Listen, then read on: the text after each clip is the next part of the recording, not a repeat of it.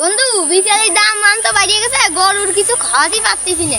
চলো বন্ধু বাজারে দেখে আসি ঘাস মাস পাই নাকি। আমার তো একই অবস্থা বন্ধু, হাঁটো আমরা দুইজন মিলে একই সাথে যাই। ঘাস তো কাটলাম, ঘাস মাস বিক্রি করতে হবে। তা খদ্দের ময়দার পাচ্ছি না, এতে দেখে আসি কটা ঘাসের খদ্দের ময়দার পাওয়া যায় নাকি। ঘাস আছে, ঘাস কিনবেন নাকি? মাত্র 20 টাকা কেজি, 20 টাকা কেজি ঘাস। ঘাস নিয়ে যান। আসেন ভাইরা বন্ধুরা। বন্ধু হাটে তো কোন ছেলে যেন ঘাস বেচে ঘাস কিনে আসি, তোর তো খরচা নেই। হাটে একটু যাই দেখি। ভাই ঘাস কত করে? বাপু একদম 20 টাকা কেজি। নিলি না গো, না নিলি বাড়িতে গরু তোমাকে 12টা ছিঁড়ে ছিঁড়ে খাওয়াবো। ভাই সারা জীবন ঘাস কিনলাম আতি করে, কিন্তু তো আজকে হঠাৎ করে কেজি হয়ে গেল কেন?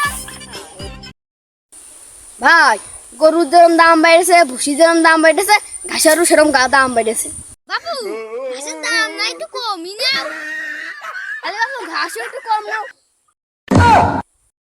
বাবু তোমার কোথাও থাক আমার কোথাও থাক, একদম 15।